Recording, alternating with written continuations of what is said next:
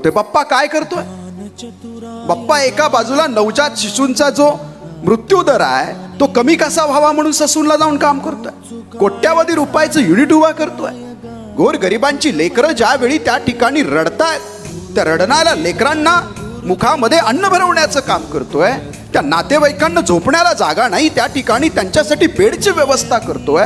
हा बाप्पा करतोय का?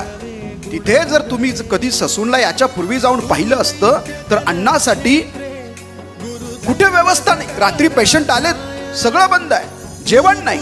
अशा वेळी रोज 2004 पासन ना भाऊ 2013 पासन 12 वर्ष झाले बाप्पा रोज 3000 लोकांना तिथे जेवण देतो आणि ते पण उच्च क्वालिटीचं जेवण देतोय. मला वाटतं अन्नात भवन्ति भूतानि पर्जन्यादन्न संभवा यज्ञात भवति पर्जन्य यज्ञ कर्म समुद्भवा. बाप्पाने काय करावं?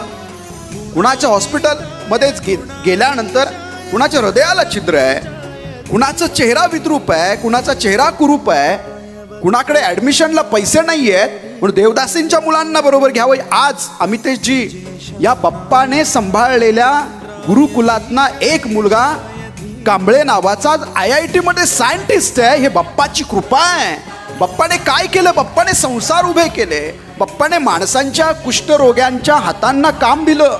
कोट्यावधी रुपयाच्या यंत्रणा उभ्या केल्या.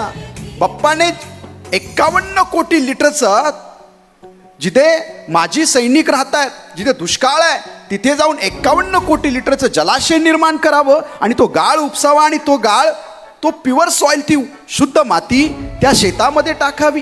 त्या ठिकाणी वृक्षारोपण करावं. वारीमध्ये माझ्या वारकऱ्यांना श्रीमंत दगडूशेठ हलवाई गणपती ट्रस्टचा बोर्ड पाहिल्यावर माझं मन भरून यायचं. मी सांगायचं आमचा बाप्पा आहे बरं का. बाप्पा पाणी देतो रस्त्यामध्ये, बाप्पा जेवण देतो रस्त्यामध्ये. बाप्पा काय करत नाहीये? शिक्षणामध्ये काम करतो. उल्हास दादांनी मगाशी सांगितलं देवदासींसाठी काम करतात, त्यांच्या मुलांसाठी काम करतोय.